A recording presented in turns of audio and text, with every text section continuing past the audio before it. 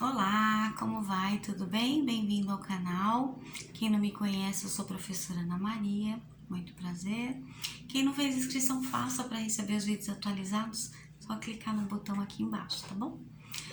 Eu vou falar hoje de Epicuro de Samos. Fez parte de um período da antiguidade. Samos é uma cidade grega, então muitos filósofos desse período, né, da antiguidade, eles acabam carregando junto com o nome a cidade. Então tem gente que pensa que Samos é sobrenome, mas não, é a cidade onde ele nasceu. Ele é de 341 a.C. Eu vou falar o que é mais importante que eu quis falar, que eu quero ler para vocês, é a epígrafe. Foi meu trabalho de TCC, trabalho de conclusão de curso, ou também conhecido como monografia, que eu fiz na primeira faculdade de filosofia. E essa epígrafe eu acho maravilhosa, que fala sobre a virtude, fala sobre a amizade, porque Epicuro ele é conhecido como filósofo da alegria e também da amizade. É dele uma das primeiras escolas que chama-se O Jardim de Epicuro. Então vou mostrar para vocês, esse é o TCC, tá vendo? Vou mostrar para vocês o que é uma epígrafe, para quem não conhece. A epígrafe ela pode ser uma frase, uma citação inteira de um livro ou um trecho de algo que você gostou muito e aí você coloca em especial. Essa é a epígrafe que eu vou ler para vocês e vou mostrar para vocês. Foi uma das primeiras escolas que teve no período da antiguidade, né? Assim como teve o Liceu. Deixa eu ver aqui, pera só um pouquinho. Como teve a academia, né, de Platão, o Liceu de Aristóteles, teve também uma das primeiras escolas do mundo, que foi o Jardim de Epicuro. Ela foi retratada num desenho de 1834 por Antral Stromeyer, não sei se eu falei direito, mas existe essa pintura dele, achei bem interessante. Esse é o Jardim de Epicuro, tá? Era um pórtico. Então, as aulas eram um local aberto, como um jardim, por isso o nome também, né? Jardim de Epicuro ou Escola de Epicuro, porque ele gostava de estar reunido com os amigos. Então, ele, o mestre, os discípulos, todos reunidos ao ar livre para ensinar. E o que era mais interessante, ele ensinava coisa atípica para a época, né? Porque nesse período, que é um período greco-romano, eles faziam discriminação, distinção de quem podia participar da vida social, né, política, dos festivais. Então, estudo também.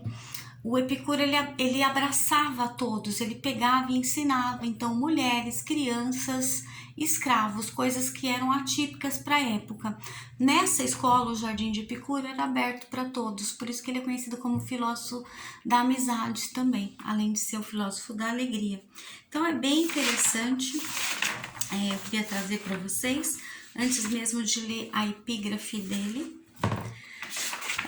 falar um pouquinho de Epicuro, porque ele tem uma corrente filosófica que chama epicurismo, que sobreviveu por mais de 700 anos depois de sua morte. É muito tempo, é uma das correntes filosóficas que mais durou. Foi usada até pelo catolicismo durante muitos anos, porque ele tem uma parte ética que eles gostam muito de trabalhar em cima de Epicuro. Já vou falar um pouquinho também sobre isso. Mas não era a única corrente filosófica da época. Então tinha o epicurismo, que vem de Epicuro, até do nome dele, mas tinha também atomismo, né, que era uma outra corrente filosófica, que o próprio Epicuro era atomista também, e tinham outras também para a época. O Epicuro, ele gostava então de dar importância ao filosofar, a estar reunido então com os demais amigos, e ele gostaria de fazer, ele fazia isso, né, tanto com os jovens, tanto com os mais velhos. Então ele dizia que não existe tempo para filosofar, né, basta querer, basta começar, dê o primeiro passo, né. Então, juntando boas recordações de anos, né, ou de pessoas mais velhas que tinham um ensinamento a passar, suprindo assim as suas dores, segundo ele, transformando-os em alegrias, porque ele dizia que todo mundo tem sua dor física ou emocional.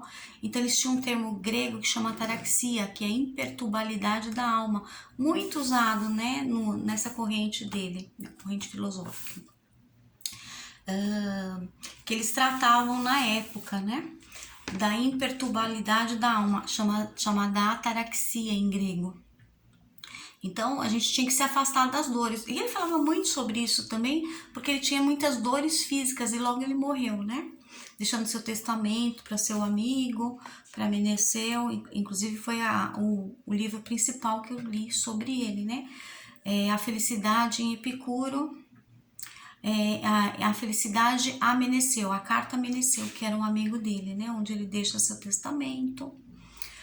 E entre outros amigos que ele tinha o cunho moral, ético de deixar essa escola, esse ensinamento, e ele não queria que parasse nele com a morte dele, porque ele sabia que a morte dele estava próxima devido às dores. Então, a ataraxia, essa imperturbabilidade seria muito importante para a gente ter, então, para ter mais alegria, que ele é o filósofo da alegria, ele queria que todos tivessem amigos ao seu redor, porque tendo essas alegrias a gente fica mais longe da dor, né, das preocupações.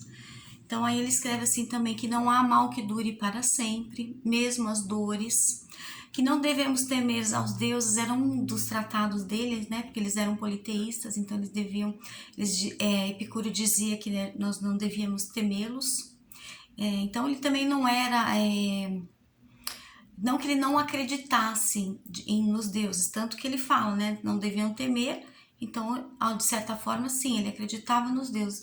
Ele só achava que eles não interferiam na vida humana, que era bobeira, né, a gente se preocupar com eles, né? E também não deveríamos nos preocupar com a morte, porque a morte é uma passagem, né? E aí ele acredita no espírito, que o espírito prevalece, continua, mas a morte do corpo acaba. Isso é bem interessante também, né? Pensar nesse pensamento num período tão antigo, né? E já ter tanta sabedoria, para que nós não nos afligirmos com tais coisas, nem darmos ouvidos às falsas opiniões. Somente sermos autônomos das nossas próprias decisões, aí tratando da autonomia, isso que ele ensinava também lá na escola, que tudo está ligado às sensações, porque ele era atomista, né? Era uma outra corrente filosófica, então, dos átomos, que veio lá com Demócrito do período da antiguidade. E ele também fala muito sobre os átomos.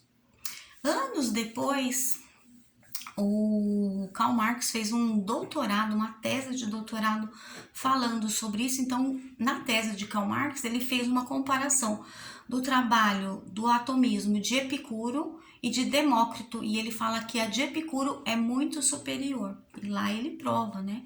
Na tese dele é um trabalho muito grande mesmo, não é qualquer coisa, é uma tese de doutorado. Então é bem interessante para quem quiser quiser ler um pouquinho. Eu tenho a tese de doutorado em PDF dele, já li algumas partes, não cheguei a ler tudo também, né? Li vários livros antes de fazer esse trabalho, cerca de 20 livros, né? Poucas coisas tem sobre Epicuro mesmo, tem mais falando sobre ele, comentadores, isso tem bastante livro sobre eles, né? Livro específico, dicionário mesmo de filosofia que dá para fazer pesquisa sobre. Então ele fala também da ataraxia, né, imperturbabilidade da alma, de ir ao encontro ao prazer. Prazer é conhecido em grego como hedoné, a busca do prazer. Só que a busca do prazer de Epicuro é uma busca que não é um prazer carnal, um prazer mundano, um prazer do luxo, não, um prazer da simplicidade. Inclusive ele trata muito da moderação. E ele tem na coleção Os Pensadores, falando lá que tem muita gente que confundia, então, esse hedonismo, essa busca pelo prazer, como um prazer qualquer. E não é isso. Lá mesmo nesse livro diz que não, o prazer era em busca da simplicidade, tá? Bom, o hedonismo dele está nas coisas simples, bem diferente do hedonismo capitalismo que nós vivemos hoje. Por exemplo, que a gente vive para o consumo, né? Infelizmente. Mas a gente não deveria, né, pensar nisso, porque tudo é finito, né? Inclusive nós, a matéria, a água, o planeta, a gente nem tem tanta. A gente só tem um planeta para abrigar tanto lixo que a gente acumula, né? Quanto mais a gente consome, mais lixo também. Então tem que ser repensado enquanto ainda há tempo, né? E ele já pensava em alguma coisa assim ainda, né? Nessa simplicidade. A busca do prazer, mas com equilíbrio. Isso é muito interessante também. Bom, a ausência da dor, então, dessa imperturbabilidade da alma, né? Durante toda a vida. Ele fala muito do atomismo, que ela é em busca das sensações, e para nos livrarmos das angústias, buscando sempre a felicidade, enquanto estamos vivos, né? Pois o amanhã não existirá, mas nas sensações, exceto na alma humana, que é constituída por átomos. Então ele acreditava que a alma era constituída por átomos, né? Nesse período já de Demócrito, eles tinham, né, a busca da importância dos átomos é muito importante, né? Eles falam que eles eram aleatórios. Tem uma pesquisa bem interessante sobre, inclusive para esse trabalho de TCC eu peguei um livro de física, que hoje é um livro que minha filha usa, porque ela estuda física, né, na USP, tá no final já. E aí fala, né, que tem várias coisas na matéria que é realmente constituída por átomos, que nós respiramos os átomos, inclusive dos antepassados que já passaram, e que tudo tem átomo, né, e é normal, né, é bem legal. Fala muito sobre a virtude, que está ligada intimamente à felicidade, que é justamente o que eu vou ler para vocês, da minha epígrafe, que fala sobre isso, que a virtude está ligada à felicidade, ao belo, porque nesse período greco-romano, o período da antiguidade, né, que é esse período greco-romano é um período bem conturbado, né, politicamente falando. Então, trazer a paz para o espírito, a ataraxia era muito importante para eles, já que eles estavam passando por esse período tão turbulento, né, onde a cidade grega estava sendo invadida, então, por Roma, por isso o período greco-romano, né? Então, eles tinham muito cuidado com o belo, com a beleza, com a virtude, com o que é justo, com o que é ético. Então, e trazendo para o homem a felicidade, porque o fim último da vida a gente sabe que é a morte, a única certeza que nós temos. Mas enquanto vivos, nós temos que buscar a felicidade, que é isso que o homem vive, buscando o quê? A felicidade, nada mais do que isso. Se não encontra, tem alguma coisa errada, mas dá para se buscar, é um processo, né, de procura, de conhecimento, de ir atrás, né? Só assim nós vamos, então, buscando essa felicidade, nós vamos encontrar, segundo Epicuro, a felicidade do espírito. Bem interessante, né? Então eu vou ler a epígrafe para vocês, espero que vocês já tenham entendido um pouco, né, dessa corrente filosófica do epicurismo. E vamos lá, epígrafe. De todas as coisas, a prudência é o princípio e o supremo bem, razão pela qual ela é mais preciosa do que a própria filosofia. E é dela que originaram todas as demais virtudes. E é ela que nos ensina que não existe vida feliz sem prudência, beleza e justiça, e que não existe prudência, beleza e justiça sem felicidade, porque as virtudes estão intimamente ligadas à felicidade, e a felicidade é inseparável